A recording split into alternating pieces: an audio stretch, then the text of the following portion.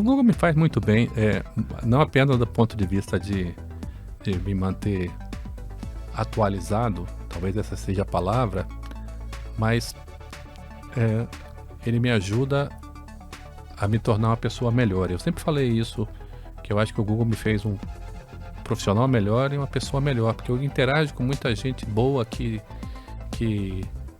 no início eu olhava e falava, vamos ver o que eu consigo aprender dessas pessoas. Tem muita gente talentosa, que tem um monte de paixões que vão além do trabalho, e eu sempre fui muito nerdzinho de trabalhar muito, sabe? E eu comecei a ficar mais aberto a entender eu tenho que colocar mais foco além do trabalho e da minha família, que são as coisas que para mim estão na minha escala de valores como importantes. Está começando agora o IPOcast Convida. Mais um podcast do IPO Brasil. Aqui convidamos pessoas com carreiras e histórias brilhantes que fazem a diferença.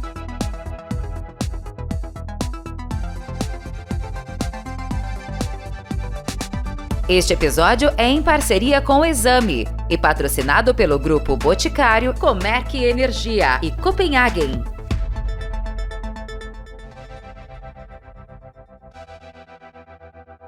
O IPOcast, o podcast do IPO Brasil, mais uma edição aqui hoje com a minha amiga Rossana. Tudo bem, Rossana? Tá ótimo. Hoje é um dia muito especial. Temos vários convidados especiais, né, Duane? Verdade. Fazer a apresentação do nosso aqui, né? Bom, bem-vindos a mais um episódio. A gente está aqui hoje com o Fábio Coelho, presidente do Google, né? Uma carreira que tem décadas de experiências em várias empresas.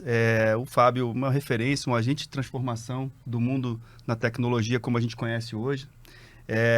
E vai falar um pouco aqui sobre os últimos anos do Google, vai falar um pouco sobre a novidade, que é o Bard também, né? Inteligência artificial. E se você está curioso para saber um pouco mais sobre tecnologia e como a tecnologia está moldando a nossa vida, esse aqui é o bate-papo certo. Fábio, seja muito bem-vindo. Obrigado, Duane. Obrigado, Rossana. Prazer estar aqui com vocês. Ótimo. Conta um pouco da sua trajetória, assim, para os ouvintes saberem, né? Fábio estava me comentando que são 42 anos, eu não sei se essa era uma informação que a gente podia revelar, mas são 42 anos de vida executiva em empresas, assim, estelares. Então, seria ótimo eles ouvirem um pouco de você, Fábio. Ótimo. Às vezes as pessoas, Rossana, imaginam que o Fábio está lá no Google, deve ser um cara de tecnologia. Na verdade, eu sou um engenheiro civil. Até porque quando eu comecei a trabalhar em 1982 para 83, não existia nem telefone celular, quanto mais internet. E eu comecei a trabalhar como estagiário de engenharia, depois eu virei engenheiro e fui apontando a minha carreira para áreas que eu acreditava que tinham alto crescimento e boa oportunidade que tinham a ver com o meu perfil. E aí eu fui trabalhar em marketing, fui trabalhar em vendas. Trabalhei na época na Gillette, que depois foi uma companhia que foi comprada pela Procter & Gamble, virou uma série de marcas da Procter. Depois eu fui trabalhar na Quaker, que depois virou PepsiCo, e participei do lançamento do Gatorade aqui no Brasil, e virou um caso de sucesso nos anos 93, 94, 95, faz 30 anos, né? E eu falo isso não como saudosismo, mas como um registro histórico.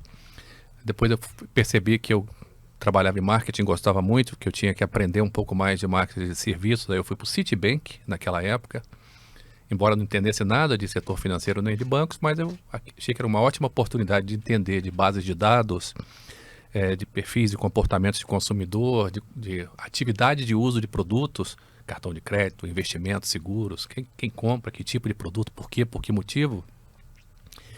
E do Citibank, naquela época, em 97, eu fiz ótimos amigos lá. 3 anos depois, já estava acontecendo o boom da universalização dos telefones celulares, né, da conectividade. E eu percebi que o mundo ia girar em torno de pessoas conectadas e acabei indo trabalhar na BCP, que depois virou BellSouth, que virou AT&T. Então, ao longo dos anos, na AT&T eu tive a oportunidade de ficar quase 9 anos fora do Brasil. Fui para os Estados Unidos, fiquei mais um tempo lá e no ano de 2004 eu fui fechar alguns acordos de distribuição por um site que a AT&T tinha que chamava yellowpages.com. E eu fui fechar um acordo com a Microsoft, que era dona da MSN, que é propriedades digitais no ambiente digital. Fui fechar um segundo acordo em Sunnyvale com o Yahoo. E aí me falaram, tem uma empresa pequenininha aqui perto, muito legal. Você tem que conhecer, é o Google. Aí eu entrei, vi uma página branca com uma barrinha no meio, um buscador. Eu falei, nossa, mas não tem nenhum conteúdo aqui, né? Que acordo que eu vou fechar para os caras? Bom, fui aprender sobre a empresa. Então, o conceito é sempre buscar, estar aberto para aprender coisas novas. E fechei um acordo comercial para a força de vendas da AT&T ser a força de vendas que distribui, que comercializava a publicidade para o Google, uma das, na verdade a maior. E 5 anos depois, aquele negócio era um negócio de $1 bilhão. Até 2009 eu fiquei lá e voltei para o Brasil. Passei uma passada rápida pelo IG e estou no Google já há 12 anos. Então, se vocês observarem essa trajetória que eu tentei contar de uma maneira resumida, o que a gente observa aí primeiro, muitos anos de trabalho, tentei ser consistente nas minhas mudanças. Estou no Google há 12, fiquei quase 10 entre a AT&T aqui e lá fora, fiquei 5 em outras empresas, na média. E o que se observa aí é muita persistência, tentativa de olhar para de onde virá a próxima onda de inovação e de oportunidades, tanto de trabalho quanto de criar um impacto social com produtos novos. E com isso, chegamos ao dia de hoje. Então, você surfou várias ondas, assim, bem do comecinho até a crista, né? E as Yellow Pages, páginas amarelas, virou o novo Google. Virou o novo Google, Exatamente. Fábio, e tuas origens familiares, assim, teus pais, você tem irmãos? Fala um pouco de onde você é. Tá, eu sou lá do Espírito Santo, sou de Vitória, que é uma cidade pouco conhecida no Brasil, né? Uma cidade maravilhosa, mas é uma cidade menor, não é uma das top 10 cidades brasileiras. Estive em Vitória em fevereiro. É impressionante, uma cidade maravilhosa. Maravilhosa. Que eu falo, o segredo mais bem guardado do Brasil. É o segredo mais bem guardado do Brasil. Ninguém conhece, é maravilhosa a cidade. E o meu pai era um funcionário público lá do Porto de Tubarão, lá da Vale, né? Na época que a Vale era estatal. Então, na minha casa, a minha mãe é uma dona de casa. Na minha casa, o meu pai tinha muito prestígio, mas classe média normal. E eu estudei em Vitória até o 2º grau. E ao longo do tempo eu percebi que se eu quisesse ter uma projeção profissional maior, eu poderia alcançá-la, ou ficando em Vitória, mas também poderia vir para o Rio, para São Paulo. A minha opção, no primeiro momento, era São Paulo. Eu vim até São Paulo na época, só que eu vim em julho. E achei muito frio aqui, muito longe. Aí eu acabei estudando lá na Federal do Rio de Janeiro, gostei muito, fiquei no Rio de Janeiro, morei praticamente 10 anos. E com isso, a minha relação familiar é ótima até hoje. Meus pais, graças a Deus, estão vivos, eu tenho irmãos, tenho 2 irmãos menores, um irmão um pouco maior, mas eu fui o único que saiu e ficou fora de Vitória até hoje. Mas eu saí de Vitória, saí da casa dos meus pais com 15 para 16 anos, mas eu me mantenho conectado com eles até hoje. E eles incentivaram esse movimento ou foi um ímpeto seu, assim, uma coisa de interesse em conhecer o mundo e as outras coisas? Olha, eu já contei a história do meu pai algumas vezes. O meu pai, ele é de uma família muito grande, de muitos irmãos no interior de Pernambuco, que ele teve que sair de Araripina, Pernambuco, para morar em Salvador, na casa de um tio, que era trocador de ônibus. Ele dormia numa rede. De manhã ele tirava a rede, guardava, de tarde ele botava a rede de volta na varanda da casa desse tio.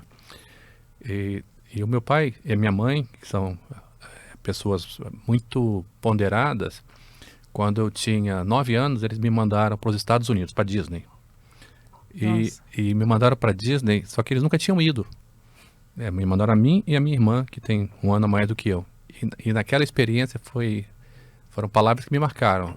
Meus pais me chamaram e falaram: olha, a gente quer que que vocês vejam outros horizontes, para vocês entenderem que o mundo pode ser maior do que ele é aqui. E aquilo me marcou profundamente. Isso foi em 73, eu com 9 anos. Na época eles me deram $150 para viajar. Só que os meus pais, eles preferiram fazer o exercício de nos passar a oportunidade de viajar, e eles nunca tinham ido. Eu fiquei, por um lado, aquilo me chamou muito a atenção, por outro lado, eu fiquei tão constrangido com a situação que eu voltei com $100 para casa. Nossa. Daquela época, né? Dinheiro de 73. Eu voltei com $100 para casa. Falei, tá aqui o dinheiro de volta. Eu não... Mas, Fábio, era para você se divertir. Não, eu me diverti. Então, essa história, ela mostra uma série de comportamentos e condutas que eu recebi da minha família, que tem a ver com tentar ter uma trajetória de integridade, tentar entender que, às vezes, a construção de alguma coisa, ela passa pelo sacrifício, pela oportunidade de você construir alguma coisa para alguém, e passa também pela gratidão. Eu sou muito grato por tudo que eu recebi dos meus pais. Muito bonito. Muito lindo. E olhar ao próximo, né? A generosidade. A generosidade. Tremenda. Muito lindo. E, Fábio, eu tenho essa impressão da sua parte, assim, quando a gente conversa, a gente já teve um evento no IPO onde você contou um pouco da tua trajetória, e te assisto também em outros lugares que você faz entrevistas, essa ponderação, né? Essa questão de ser consistente. Acho que essa palavra eu já te ouvi falar muitas vezes, né? Dessa questão da consistência. E qual é o papel dessa palavra na sua vida, na sua carreira? Como é que isso foi te acompanhando depois desse momento inicial familiar? Olha, Duane, talvez eu me lembro quando meus pais me deixaram na rodoviária para ir estudar no Rio de Janeiro, eles falaram assim, olha, eu ia fazer 16 anos, estava com 15 anos, eles falaram assim, tudo que a gente podia te ensinar até agora, nós ensinamos. A partir de agora, você arca com as responsabilidades das suas decisões. Mas a gente está sempre aqui para você. Aquilo me chamou muita atenção e ficou registrado, porque às vezes a gente é adolescente, adulto jovem, a gente é um pouco mais rebelde, a gente não tem os códigos, não lê bem os códigos de comportamentos em determinados ambientes, estou falando do ambiente de trabalho também. E, logicamente, como qualquer pessoa daquela idade, eu cometi os meus deslizes aí pelo caminho, mas eu acho que o importante foi ter a humildade de reconhecer isso, aprender para não repetir os mesmos erros. Quando errar, pedir desculpas e entender que eu, ao mesmo tempo que eu não me considero melhor do que ninguém, eu também não sou pior do que ninguém. Então, eu acho que a maior fortaleza que eu posso ter reside em ter uma combinação de persistência com humildade, tá? Entendendo que a gente sai do escritório, o escritório passa, tá? As pessoas que a gente mantém relacionamentos, elas não são porque assim, eu tenho certeza que o dia que eu sair do Google, algum dia eu vou sair de lá, né? Espero sair vivo, né? A gente sai das empresas, as empresas passam por nós. Eu vou ter mais noção de quem realmente está mais perto de mim, e nesse momento está todo mundo muito perto, mas você não sabe como é o dia de amanhã. Então a gente tem que estar preparado para os dias bons, ao mesmo tempo tem que saber conviver com tranquilidade com os dias difíceis, com os dias ruins, e entendendo que a nossa jornada aqui, enquanto a gente tem capacidade de impactar pessoas, a gente tem que impactar para o bem, né?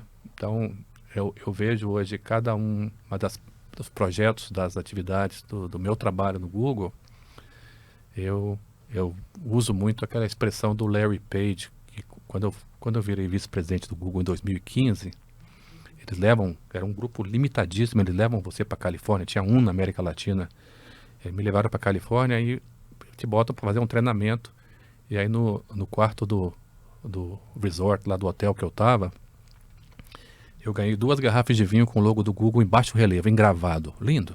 Nossa. E uma mensagem, tinha um cartãozinho do Larry Page falando a whisper is a shout. Quer dizer, quando você é líder, quando você interage com muita gente, um sussurro é um grito. E se você chegar com a cara boa, as pessoas vão olhar e falar, tá tudo bem. Se você chegar com a cara ruim, o que está acontecendo? Será que o problema é com ele? Será que o problema é comigo? Será que tem alguma coisa acontecendo com a empresa? Então, ao longo do tempo, eu tentei aprender do papel como a pessoa que tem que dar o tom na organização. Mesmo nos momentos mais difíceis, você tem que ser consistente, você tem que passar uma mensagem equilibrada, você tem que ser otimista na hora de ser otimista, você tem que ser realista, não pode ser sombrio, não pode ser desesperado. E a gente passou por muita coisa no nosso Brasil e no mundo. A gente passou por uma pandemia, a gente passou por uma crise econômica atrás da outra aí no Brasil, mudanças de governo, situações pessoais relacionadas ao trabalho de pessoas que são difíceis, que a gente tem que lidar. Mas eu acho que o mais importante disso tudo é exatamente a gente ter a tranquilidade de lidar com essas situações, entendendo que nada é permanentemente bom, nada é permanentemente ruim.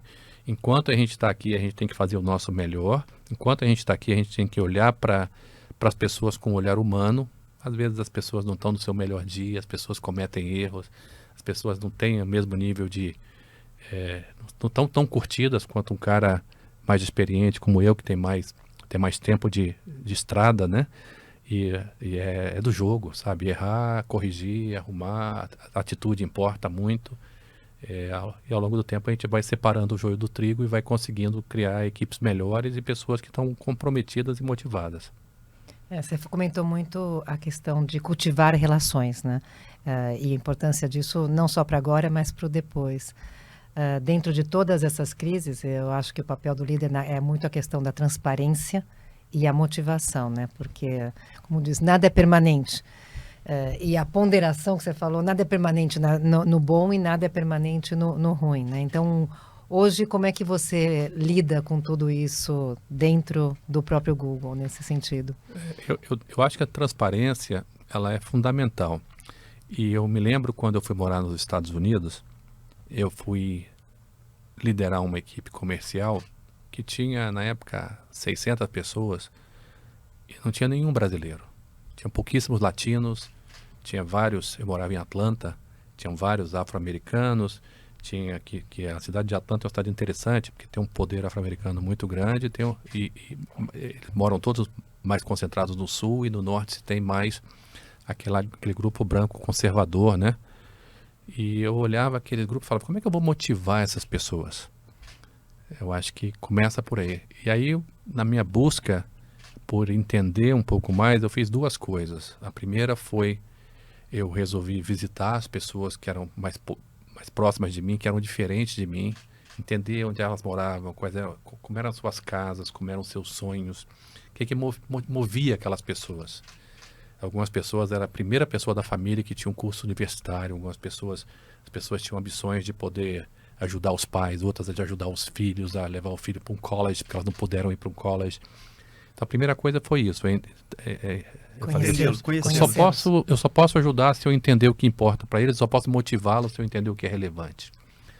A segunda coisa que eu fiz foi tentar encontrar uma base um pouco mais estruturada, um pouco mais sistêmica de entendimento de liderança. Como é que você motiva pessoas diferentes? E naquele momento, um dos artigos que eu li daquele livro Strength-Based Leadership falava que as pessoas não se motivam por filosofia de trabalho, as pessoas se motivam por 4 coisas, que são esperança, estabilidade, confiança e hope, stability, trust and compassion. Compaixão é a quarta. Então, e eu comecei a tentar entender assim, como é que isso se aplica em cada decisão, em cada interação do dia a dia. Eu faço isso até hoje. Chego no final do dia, eu falo, errei ali. Eu sempre começo o meu dia cedo, fazendo um planejamento do dia e termino o dia, antes de eu ficar com a minha família, fazendo uma reflexão. Onde é que eu poderia ter feito melhor hoje, diferente? E hope, stability, trust e compassion estão presentes nessa análise diária. Eu acho que eu errei ali. Amanhã eu vou tentar dar uma corrigida nisso aqui. Eu acho que o tom... às vezes no dia a dia, no calor, a coisa não sai da maneira como a gente quer. A gente tem que tomar muitas, qualquer CEO, vocês trabalham Sim. com isso.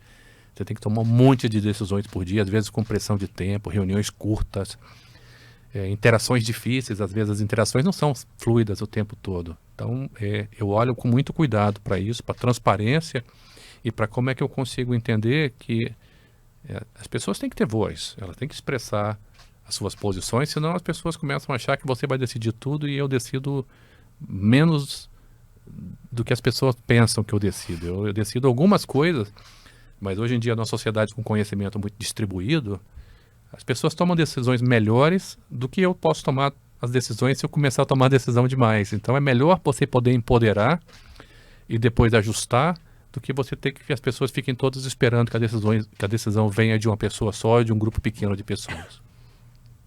Perfeito. Fábio, o Google é uma empresa muito admirada por líderes da área de tecnologia e por outras áreas também. Todo mundo conhece o Google no mundo. E a gente tem muita curiosidade como líder de entender como é o Google, por exemplo, dentro da organização, né? Então, queria que você falasse um pouco como é essa organização no mundo, assim, onde o Brasil conecta com a organização global e depois como é a organização no Brasil. Número de pessoas, se você puder falar, claro. Estruturação, para a gente entender o desenho dela. Tá. Primeiro, eu acho que eu tenho que fazer um comentário que é uma observação, tá? Até a década de 90, as empresas nasciam e criavam suas filiais. Então, as filiais aqui tinham sistemas diferentes, quase como quando a General Motors veio para o Brasil, lá para 1900, se eu não me engano, faz 100 anos agora, 1920, foi quando cria-se uma agência de propaganda para atender a GM e tal. E naquela época, era quase assim, vai lá e cria alguma coisa. Hoje, nos últimos anos, as empresas nasceram globais por causa da tecnologia e da conectividade. Então, o Google Brasil, ele é parte integrante do Google Global. Tem funções que são feitas nos Estados Unidos para todo mundo, tem funções que são feitas na Índia para todo mundo. Aqui no Brasil, nós temos hoje em dia em torno de 1.800 pessoas que são profissionais que trabalham no Google e tem mais outros 1.800, 2.000 terceirizados que fazem parte desse sistema. Então, era em torno de 4.000 pessoas, sendo 1.800 colaboradores, e somos parte de um sistema global, sim, e isso demanda, da minha parte, o entendimento que o meu papel tem muito a ver com orquestração. Metade dessas pessoas reporta em grupos que reportam para mim. A outra metade são supervisionados, tem chefes lá fora. Ou seja, estão no Brasil, mas fazem parte de organizações que têm reportes centralizados. E está tudo bem, porque isso dá uma maior consistência, isso dá uma maior capacidade de você fazer uma transferência rápida de best practices, você não cria precedentes perigosos, tentando criar políticas que estão desalinhadas com a política global. E desviando do objetivo central da companhia, dá uma gestão de custo onde você consegue otimizar países e mercados. Agora, isso exige que o líder saiba, tenha entendimento do seu papel. Às vezes as pessoas acham que o papel do líder tem a ver com tomada de decisões, eu acho que tem algumas coisas que eu tentei entender logo no começo da minha chegada ao Google, há 12 anos e meio atrás, que foi, qual é realmente o meu papel aqui? Então, o meu papel aqui tem vários capítulos, né? Mas alguns deles, os mais importantes para mim são, eu sou o sujeito que vende a oportunidade Brasil dentro do Google, que dá o tom dentro do Google Global, tá? Eu tenho que dar o tom às pessoas que trabalham no Brasil sobre as coisas que são prioridades, sobre como fazer com que as pessoas possam trabalhar em conjunto e melhor. O meu papel tem a ver com remoção de obstáculos que podem ser ruins para o negócio. Então, eu tenho que ser o cara que remove as barreiras e o cara que estabelece a visão de onde a gente vai chegar, a visão de curto, médio e longo prazo para onde a gente vai. Ao entender esse papel, eu não me envolvo em determinadas decisões que eu acho que tem que ser tomadas pelas pessoas empoderadas, capacitadas e pessoas certas para isso.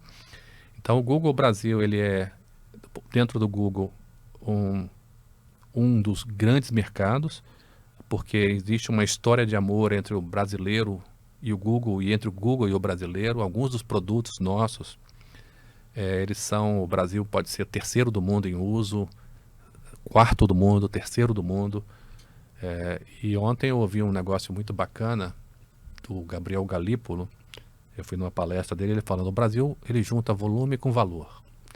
Realmente é verdade. O Brasil, o Google Brasil, ele tem uma população extremamente conectada, empreendedora, buscando resolver problemas.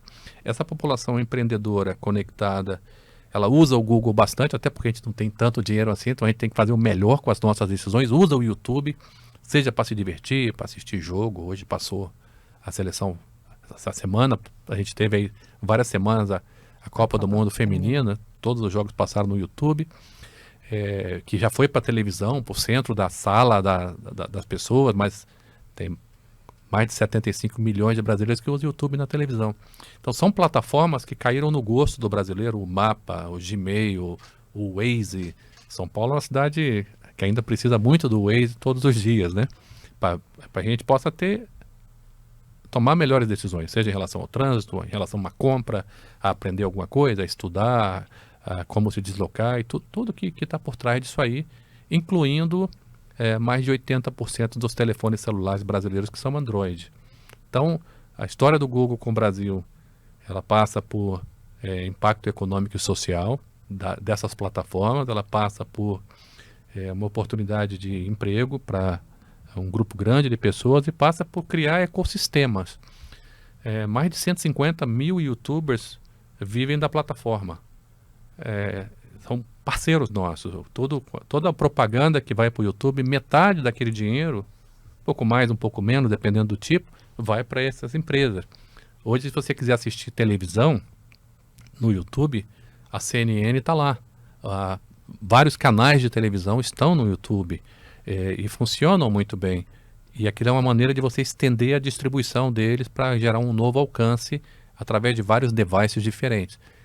Então tem um papel importante na nossa sociedade, tem um papel importante para empoderar os brasileiros que nem sempre moram em São Paulo, né? São Paulo é maravilhoso, mas o Brasil não é São Paulo. O Brasil lá no norte do Brasil é diferente, lá no Caboraí. O Brasil é Araripina, lá terra do meu pai, em Pernambuco. O Brasil é o interior de Goiás, com agro fortíssimo. Então, como você fazer com que essa população realmente participe desse sistema global, dessa aldeia brasileira, estando conectadas? As plataformas do Google não são as únicas, mas elas ajudam muito a que esse brasileiro possa estar conectado para qualquer propósito de vida. E fazendo uma retrospectiva, né? Você está há 12 anos, 7 meses no Google. Como é que evoluiu a empresa, a tecnologia nesse momento? Você trouxe várias pinceladas de produtos, de soluções que são parte do ecossistema da Google, né? Mas para deixar claro, como é que era 12 anos atrás e como é que isso foi evoluindo para o que é hoje? Depois a gente fala do futuro, mas Claro. pelo menos essa retrospectiva. Rosana, quando eu entrei no Google, o buscador se usava no computador apenas. Verdade. E a gente tinha o Orkut no Brasil, que era um precursor de redes sociais. Como eu morei os anos anteriores a isso nos Estados Unidos, eu nem sabia o que era o Orkut direito, porque eu via que era um fenômeno que acontecia na Índia, na Turquia e no Brasil. Aí um dia eu usava muito o Facebook na época, em 2006, 2007, 2008 nos Estados Unidos. Eu achava o Facebook me conectava de volta com pessoas aqui no Brasil. Quando eu entrei em 2011 no Google, era isso que a gente tinha. E havia todo um hype, todo um otimismo em relação à Copa de 2014, a Olimpíada de 2016. E eu percebi rapidamente que tinha muita oportunidade de continuar crescendo ali, mas que a empresa não apenas tinha que olhar para a qualidade das suas plataformas, para continuar melhorando o serviço que a gente fornecia, mas também a gente tinha que olhar com muito carinho para as mudanças de hábito. E tanto foi que o Orkut depois, alguns anos depois, 2 anos depois, ele foi descontinuado, as redes sociais começaram a aparecer muito mais fortes, mas entrou o fenômeno mais importante, que foi, um dia o nosso CEO falou, a gente vai ser mobile-centric. Celular. Vai ser o celular. E ser o celular o centro de atividade da empresa, muita gente questionou, o Google agora na tela pequena, você vai perder a capacidade de buscar, ninguém vai ver vídeo e tal. Foi exatamente o oposto. As pessoas, em vez de ter um computador, todo mundo passou a ter um celular, passou a ser a maneira como que todas as classes sociais se conectaram. A gente teve que fazer um trabalho para educar as empresas sobre como se conectar, como entender estratégia de dados, porque no celular você consegue interagir muito mais vezes, praticamente durante o dia inteiro, e gera mais contexto da sua interação, se você está estacionário. Por exemplo, pedir uma pizza de um telefone celular às 5 horas da tarde é bem diferente de você pedir uma pizza no seu computador. São experiências diferentes. E com isso, o que a gente fez? A gente foi até 2015, 2016, um trabalho enorme de transformar a empresa numa empresa que ela fosse mobile-centric. E quando a gente conseguiu fazer esse trabalho, que foi bastante exitoso, daqui a pouco começou a aparecer o conceito da inteligência artificial. A gente fala de inteligência artificial, a gente tem inteligência artificial nos nossos produtos desde 2016. Olha só. E um dia o Sundar Pichai, nosso CEO, falou que a empresa ia ser AI-centric. Então, muitas coisas que antes eram feitas através de programação e regras começaram a ser feitas com aprendizagem de máquina, machine learning e com inteligência artificial. Já desde 2016. Desde 2016. Então, quando você vai buscar alguma coisa que gera uma personalização, quando você faz uma busca e a informação vem rapidinho para o seu dedo, quando um vídeo aparece legenda no vídeo, tem um monte de exemplos de uso de inteligência artificial nos nossos produtos desde 2016. E a inteligência artificial só realmente ficou mais difundida. As pessoas sabiam que tinha alguma coisa ali, mas é meio mágica, né? Mas ela só ficou mais difundida com o aparecimento dos modelos de linguagem, dos LLM, né? Os Large Language Models, que foi recentemente com o chat GPT e o Bard, porque você está empoderando a partir daí o usuário. Você não está apenas embedando inteligência artificial nas soluções do Google. Você não está resolvendo o problema para ele, você está deixando ele fazer a deixando pergunta. Ele resolver os seus problemas. Ele resolver o próprio problema. Exatamente. E com isso, a inteligência artificial é a bola da vez, que vai ser durante muitos anos uma excelente forma da gente resolver problemas, gerar eficiência, criar soluções para coisas que até então não se podia. Mas tudo dentro de uma escala. Eu acho que o importante é isso, sabe?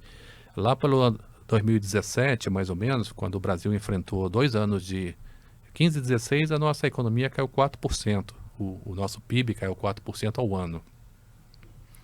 Naquele momento, nós trabalhamos muito para mostrar às empresas brasileiras que se você quiser ficar realmente eficiente para lidar com a volatilidade e a crise, as empresas deveriam fazer uma transformação digital que passa por você fazer um assessment completo das suas estratégias, das pessoas, das suas plataformas, das suas interfaces com o usuário, da sua estratégia de dados. Tudo isso aí a gente fez uma jornada de 4 anos. E nós classificamos as empresas em nascentes em relação à sua proficiência digital, nascentes em evolução, eficientes e maduras. Em 2017 não tinha nenhuma empresa madura no Brasil. Depois, com o tempo, foram aparecendo em vários setores. Tem uma em educação, tem duas no setor financeiro. Porque as empresas começaram a entender, tá bom, o que eu tenho que fazer para gerar essa eficiência? Isso ajudou muito quando a gente teve a pandemia. Porque durante a pandemia também foi um momento que todas as empresas que estavam mais preparadas, elas tiveram mais sucesso em conseguir operar apenas através de uma interação digital, quase sempre, né? Quando as lojas ficaram fechadas, quando as escolas ficaram fechadas. Então, o nosso papel nesse momento tem sido sempre o tempo todo acompanhar os movimentos para poder ajudar. Recentemente, desde que a pandemia acabou, o que nós tentamos mostrar para as pessoas e para as empresas foi que nós sociedade, saímos transformados dessa pandemia. Categorias mudaram, mais pessoas passaram a confiar no e-commerce, ele permeia hoje todas as classes sociais, as pessoas começaram, a lealdade à marca caiu um pouco, as pessoas começam a buscar outras experiências, várias startups de vários setores se fortaleceram, então as pessoas não têm mais tanto medo de interagir com uma fintech, com um banco digital. Basta ver o resultado de alguns dos grandes bancos digitais brasileiros que estão indo muito bem, apesar do momento econômico também que não é o mais fácil, que é o delicado, com a taxa de juros ainda em 13,25, mas a gente começa a ver o seguinte, essa é a realidade do momento, um ambiente permanentemente com alguma turbulência, necessidade de você trabalhar para que as empresas tenham o máximo de tecnologia e entendimento de usuário, para que a gente possa ajudar essas empresas a continuar melhorando seus serviços, produtos, como a gente faz com os nossos, para lidar com essa nova realidade. Fábio, você tem um olhar quase que sempre, né, constante, para o que está por vir. Não existe um desdobramento daquilo que são decisões importantes da companhia, como se tornar mobile-centric, agora AI-centric, e aí desdobrar isso na companhia, né? Vou chamar de transpiração, fazer acontecer, e também imaginar o que está por vir. Quando a gente vê a entrada da inteligência artificial e o poder que ela tem, né, agora como usuários, de resolver problemas do dia a dia, eu me lembro que há alguns anos atrás, a gente quando ia viajar para algum lugar, a gente não tinha segurança de andar naquele ambiente porque a gente não conhecia o ambiente. E os mapas digitais, Waze e outros, passaram a ocupar um espaço na nossa vida que a gente simplesmente esqueceu de se preocupar com o caminho que a gente vai percorrer em qualquer lugar para onde a gente vá. Assim como a calculadora fez há alguns anos atrás. E aí eu queria te perguntar sobre isso em relação à inteligência artificial. O que você enxerga, né? Qual é a camada de coisas que ela vai fazer com que a gente deixe de se preocupar no nosso dia a dia e passe a partir daí a evoluir com as nossas profissões, a nossa vida? Olha, a resposta simples é tudo. Absolutamente tudo. Vamos fatiar então. E vamos fatiar o tudo, que é importante. Em 2018, eu me lembro que eu fui ver a Copa da Rússia. O Google não é o principal buscador da Rússia, lá é o Yandex. E quando eu cheguei numa cidade lá que o Brasil jogou, Rostov-on-Don, como é que eu me comunicaria com aquelas pessoas? Google Translate. Aquilo ali está cheio de inteligência artificial por trás. Quando eu começava a falar português e do outro lado saía russo, o pessoal ficava assim, é mágica, sabe? E a mulher falava assim, ela fazia assim para poder movimentava os braços para a gente poder colocar e ela falava em russo e a gente entendia em português, eu e a minha família. Esse tipo de coisa, você ler um menu em russo e traduzir para português, isso já é o corriqueiro. Qualquer tipo de coisa que pudesse ser melhorado, que existia uma oportunidade de negócio, de uso, que talvez eventualmente se transforme numa oportunidade comercial, vai novamente ser revisitada pela possibilidade de ser permeada por inteligência artificial. Então, às vezes as pessoas falam, mas o que vem aí e tal? Eu diria o seguinte, primeiro, o que vem aí é mais. Mais significa que às vezes a inteligência artificial chegou, mas ela chegou para pouca gente, para poucas aplicações. Vamos lá. Normalmente as coisas chegam para um grupo pequeno e aí tem um fenômeno por trás que vai acelerar isso muito, que é o fenômeno do processamento na nuvem, o cloud computing. Quando você tem o processamento na nuvem sendo levado para qualquer tipo de empresa, pequena, média e grande, e já está disponível para os cidadãos, para a gente guardar as nossas coisas na nuvem, com mais segurança e tudo mais, aí você começa a ter uma explosão de soluções. Mercado de seguros, tá bom, sinistralidade pode cair, você pode ter menos custo, porque em vez de você ter uma batida que você tem que mandar um técnico para dar uma olhada, com 5 fotos daquele acidente, você já sabe exatamente onde é que tem que levar o carro, qual é o sinistro e tudo mais. Doenças. O Hospital Israelita Albert Einstein de São Paulo fez uma parceria totalmente dentro da Lei Geral de Proteção de Dados, onde ele tem acesso a grandes bases de dados mundiais sobre determinadas doenças. E você, através daquilo ali, você pode, às vezes, identificar uma doença antes dela acontecer. É meio Minority Report, aquele filme do Tom Cruise lá, que você fala o seguinte, olha, eu vi uma pequena alteração aqui, daqui a 1 ano talvez você tenha uma doença. Então você faz um tratamento preventivo, faz determinado tipo de intervenção antes daquilo virar um problema. Isso vale para tudo que a gente pode poder imaginar. Isso vale. A gente acabou de lançar aqui no Brasil uma coisa singela, está lançando agora, que é você tem no Google o Workspace for Education, que é a nossa plataforma de educação, que está disponível aí para 20 milhões de estudantes no Brasil. Se você resolver um problema e você começar a estar errado, vai aparecer uma série de exercícios do lado. E aquilo ali é como se fosse um professor de inteligência artificial, um monitor que vai te ajudar a você falar, olha, as pessoas que tentaram resolver esse problema normalmente foram por esse caminho e essa é a maneira de se resolver o problema, ele vai te ajudando, fazendo meio que pegando na sua mão para resolver o problema.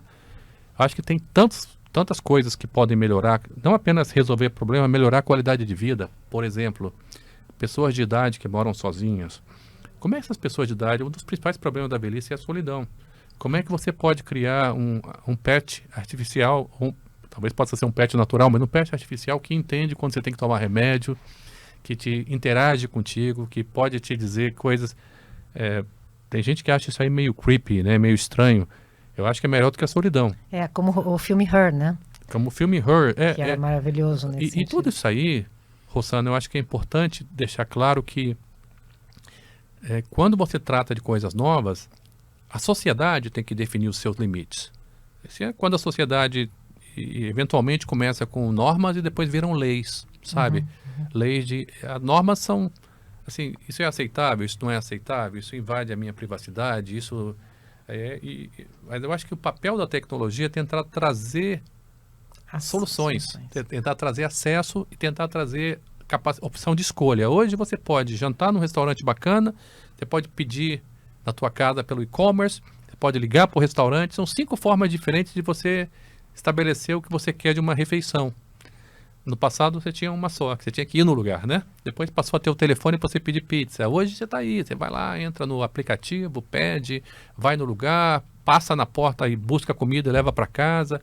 Então, opções são saudáveis. Como a sociedade vai encarar cada uma dessas soluções que vem com a inteligência artificial, aí a gente ainda está por viver esse momento. E como é que, dentro da Google, né, a gente fala muito, eu sou contra a palavra responsabilidade social, porque eu acho que quando você trabalha com transformações sociais e ambientais, ela está imbuída dentro da própria missão, propósito e ação, operação da empresa, né? Então, como é que a Google abraça todas essas transformações sociais e de uma forma realmente, digamos, dentro do conceito de ESG, quais são as ações que ela avisa, o que ela está almejando, como é que ela está buscando impactar a sociedade de uma maneira, digamos, positiva, o ambiente também, mas imagino que é mais social, né? E aí uma das grandes discussões que tem ocorrido é a inclusão digital, né? Como é que a gente vai permitir que no futuro não se aumente o gap social, que antes era, bom, a gente precisa de educação para poder progredir. Hoje precisa de educação não só a básica, mas ainda a digital, que é um step muito mais profundo, né? Então, como é que todo esse contexto é visto, abraçado ou discutido dentro da Google? É uma combinação de ousadia para inovar com responsabilidade para entender essa inovação e como é que ela se encaixa nos modelos sociais. O Google constrói produtos para todo mundo. A gente tem 9 plataformas que tem mais de 1 bilhão de usuários ao redor do mundo, tem mais de 2 plataformas que tem mais de 2 bilhões de usuários ao redor do mundo. Quando você constrói para todo mundo, você precisa de todo mundo. Está aí o nosso esforço de aumentar a questão do conceito de inclusão e diversidade. Para você participar e fazer uma inclusão e diversidade responsável, você tem que fazer todas as letrinhas do DEI, diversidade, equidade e inclusão. Você tem que trabalhar em acessibilidade, é uma área importante. A gente tem essa preocupação, essa consciência disso. E, naturalmente, a gente também tem que trabalhar entendendo que a gente faz parte de ecossistemas. Não é o Google. É um ecossistema de desenvolvedores, não é o Google Play, é um ecossistema de developers de jogos, de aplicativos, não é o YouTube, é um ecossistema de YouTubers. Então, esse conceito de que se ganha todo mundo e que todo mundo tem que ter voz, é um conceito que torna a empresa muito mais aberta a input, a feedback, entendendo que quando você empodera e dá voz a todo mundo, você não vai conseguir atender a todo mundo. Faz parte do momento atual, não existe unanimidade. Mas, ao mesmo tempo, nós somos uma empresa que nos propomos, eu represento uma empresa que é o Google, que se propõe a ser apolítico e apartidário. Os valores da empresa não podem ser confundidos com nenhuma bandeira ideológica em relação a ambientes políticos e partidários. Então, nós conversamos com todo mundo, ouvimos todo mundo, entendemos todo mundo, desde que tudo esteja dentro da lei. Eu acho que essa essa abertura é fundamental para a gente poder criar uma empresa melhor, evitar a polarização em relação a que nada é realmente totalmente bom e nada é realmente totalmente ruim, mas com tranquilidade, com uma visão que consiga ouvir todo mundo, ouvir os grandes grupos, a gente tenta trabalhar para que a gente ajude o brasileiro nessa inclusão digital. Eu diria que a inclusão digital do Brasil hoje é muito boa, sabe? Aí tem gente que fala, tem uma discussão de fake news. É um pedaço que a gente trabalha, a gente é completamente contra a fake news e trabalha para remover todas as fake news que estão aí quando elas tentam aparecer no nosso sistema. E tudo que aparece no ambiente digital, 99% é bom. O 1% não pode ser também exagerado para que ele seja um motivo de você não ter o 99%. Eu prefiro muito mais que a gente foque nas coisas boas que a empresa faz, ações de sustentabilidade. Fizemos um evento em Belém do Pará com o governador Helder Barbalho, onde nós anunciamos, você falou de sustentabilidade, Rossana, anunciamos mais de 14 projetos que podem ajudar, usando a tecnologia, para entender a origem de madeira, desmatamento, trabalho de empoderamento de determinadas tribos e grupos para que eles possam ter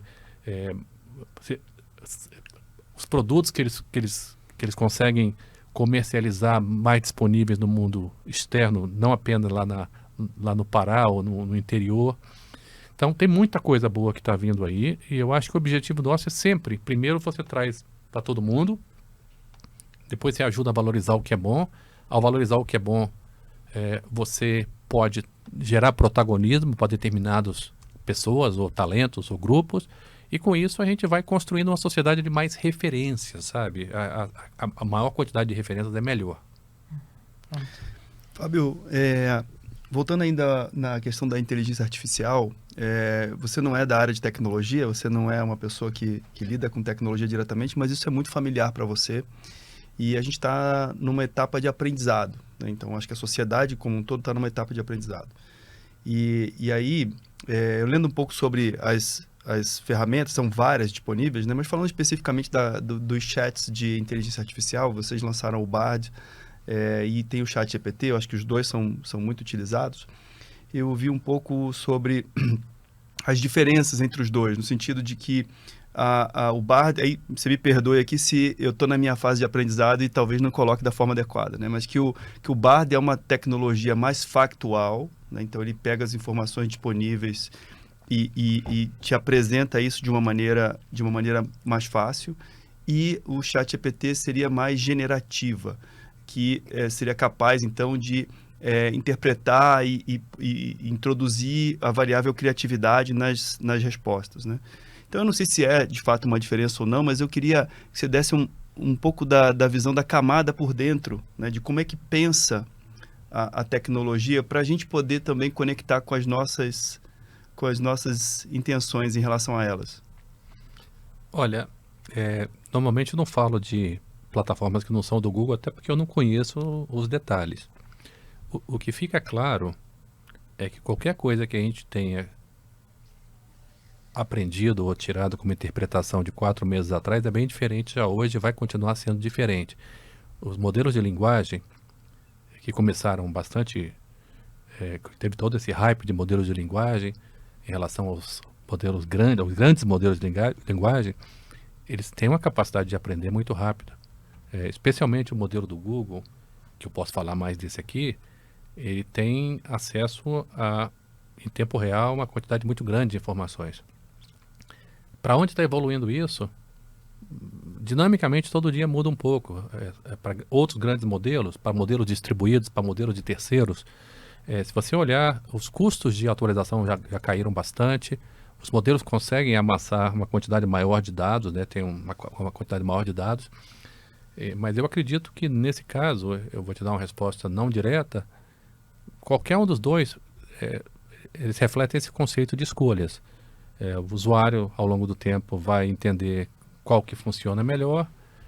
Os modelos vão continuar tentando evoluir. eles são só uma parte do uso de inteligência artificial que pode ser usada para, não apenas para quem estuda, para quem quer buscar informações, para quem... parte disso aí vai ser incorporado dentro do buscador, isso já é público. Então você tem no Google uma coisa chamada SGE, né, que é o Search Generative Experience, que você está...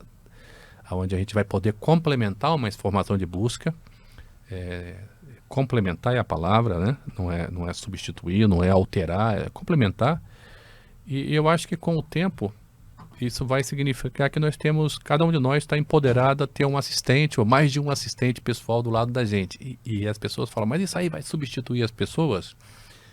Eu acho que essa discussão, ela é uma discussão infrutífera. Irrelevante. Porque ela é irrelevante. Porque no momento o que você precisa saber é o seguinte, que quem vai substituir a pessoa não é a inteligência artificial, mas é um profissional que sabe usar muito bem a inteligência artificial, que vai estar mais capacitado através da capacidade de fazer os prompts certos, de fazer as perguntas certas e de ter acesso a uma massa de dados impressionante disponibilizada para todo mundo. E eu acho que isso sim ajuda a reduzir a inclusão, a reduzir as diferenças do processo de inclusão digital.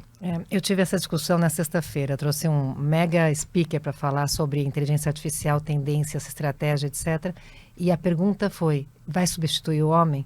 Eu olhava e falei assim, todos nós vamos ser substituídos. A pergunta não é se vai ser substituído o homem, é se eu vou ser substituída, né? Então, assim, como é que você se torna relevante e como é que você se prepara para as novas tendências? Um pensamento sobre isso que, de fato, assim, o futuro, dizem, né, se você quiser saber sobre o futuro, basta você observar o passado. As coisas vão acontecendo dinamicamente. E se a gente olhar, por exemplo, para o Uber, né, que é uma evolução recente, até 5 anos atrás, talvez um pouco mais no Brasil, acho que da Copa de 2014 para cá houve uma mudança drástica de utilização do Uber, né, porque a demanda por táxis, entre aspas, ficou muito maior do que a oferta durante a Copa do Mundo. Então, no Brasil, opa, agora eu sei que existe. Os taxistas com uma determinada faixa etária, assim, depois dos 55 anos de idade, que não tinham outra profissão, que não sabiam usar tecnologia, esses estão com um desafio muito maior para se adaptar a essa realidade, né? E em muitas cidades ainda utilizam táxi, mas aí ele utiliza o táxi sem ter um meio de pagamento adequado, sem ter um mapa adequado, enfim, tem toda a restrição que impactou muito mais a vida dele do que de outras pessoas. Eu acho que é inevitável que a inteligência artificial faça algo parecido. Então vai ter uma camada de pessoas que tem um distanciamento maior e tem atividades mais operacionais, ou mais de execução, que a inteligência artificial naturalmente vai substituir. O Doni, não sei não, viu? Eu acho que tem muita gente com mais de 55 anos, inclusive eu, que sabe usar direitinho a tecnologia. Mas o que eu diria é qualquer processo de automação, desde a automação advinda da Revolução Industrial, passando pela automação do campo brasileiro, que, se a gente for pensar bem, eu me lembro quando meu primeiro emprego lá, há 40 anos atrás, eu fui abrir uma conta no Bradesco. Eu tinha uma fila do outro lado, até lá fora. Por quê? Porque os bancários estão em greve, porque estão eliminando determinadas funções, sendo substituídos pelas ATMs.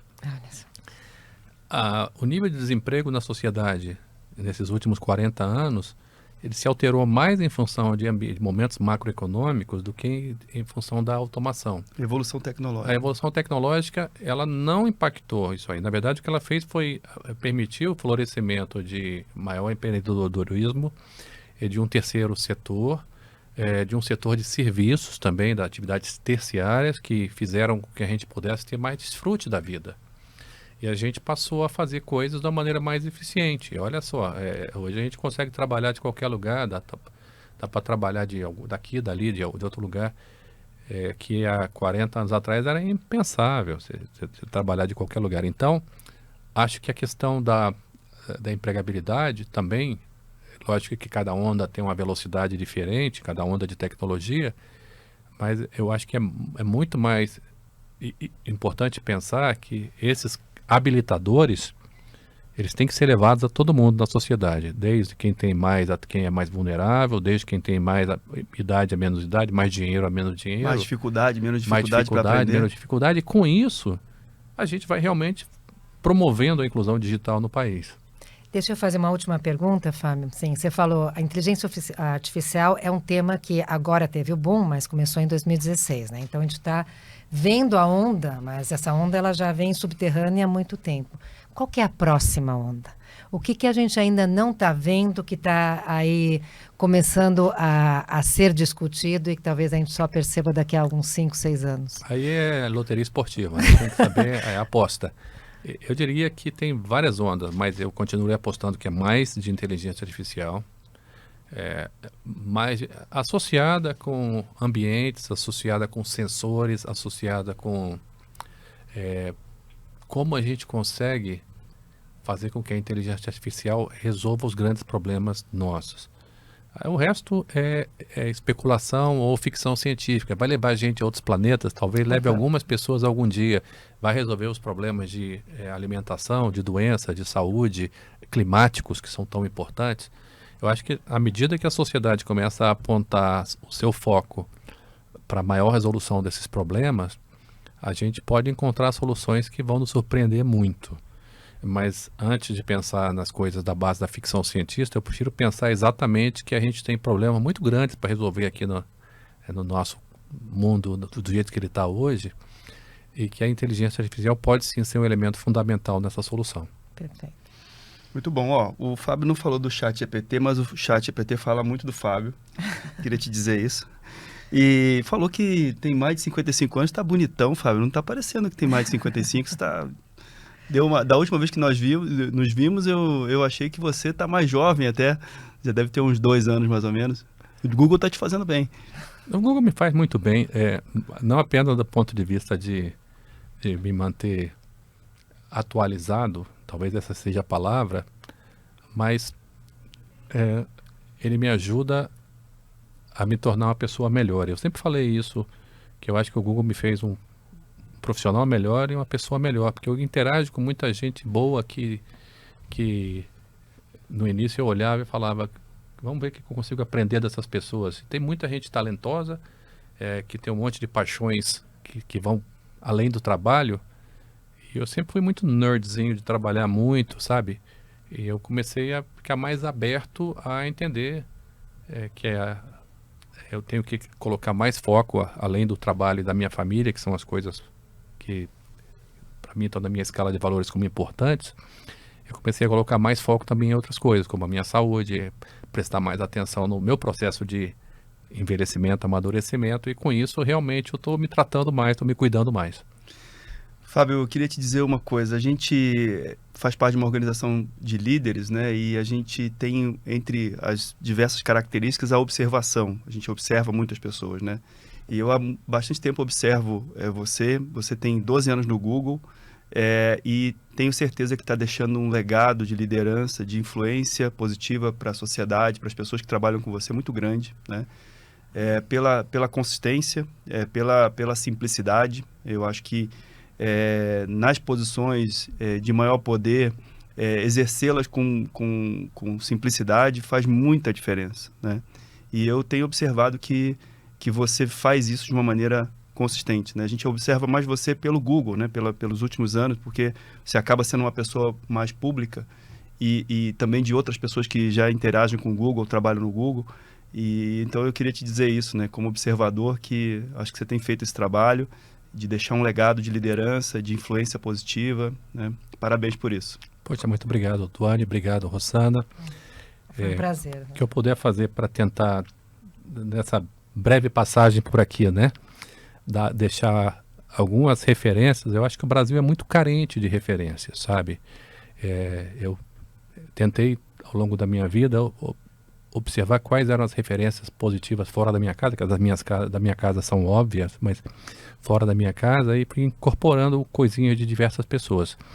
Então, se eu pudesse ser alguém que coletou essas referências, capturou essas referências e deixou um pouco mais para várias pessoas, enquanto eu estou numa posição que me permite ter voz, ou mais voz, eu acho que eu estou fazendo parte da minha responsabilidade.